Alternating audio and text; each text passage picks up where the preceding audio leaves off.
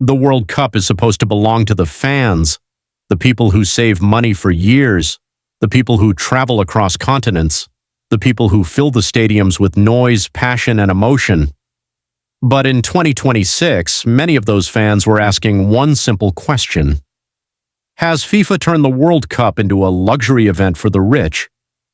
Because before a single ball was kicked, before the first goal was scored, before the first trophy celebration even became possible, a different story was already dominating headlines around the world.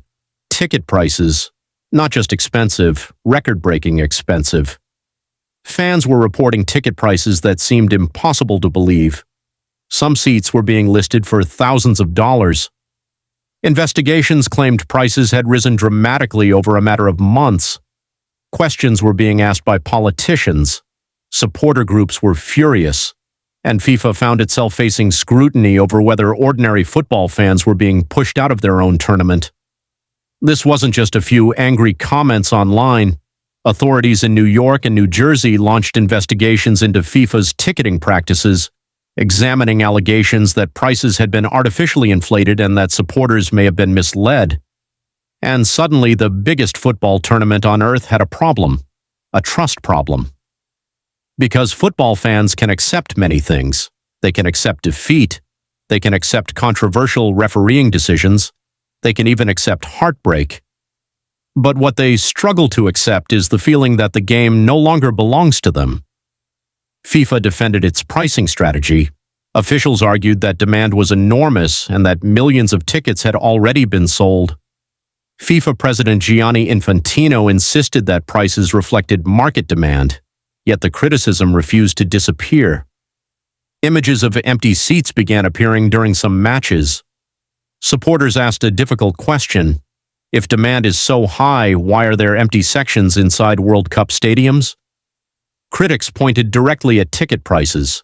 They argued that football's biggest event was becoming financially inaccessible for ordinary supporters. Even political leaders publicly questioned whether ticket prices had gone too far, and then things got even worse. Reports emerged of transportation problems, travel chaos, visa complications, and fans struggling with the logistics of attending matches. What should have been a celebration of football was becoming a growing public relations disaster. Brick by brick, controversy by controversy. The pressure on FIFA continued to build. Now, to be fair, not every accusation means wrongdoing. High demand naturally pushes prices upward. Major sporting events have always been expensive. And it is entirely possible that FIFA followed all applicable rules and procedures, but that is not the issue. The issue is perception. Because when fans feel excluded, when politicians launch investigations, when supporters believe they are being priced out, the damage is already done. Trust starts to disappear, and once trust disappears, every decision becomes controversial. Every explanation sounds suspicious. Every statement is questioned. That is the nightmare FIFA faces today. Not simply expensive tickets, but millions of football fans wondering whether the World Cup still belongs to them.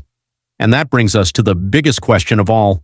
Is FIFA protecting the future of the World Cup, or slowly turning football's greatest tournament into a product only the wealthiest fans can afford?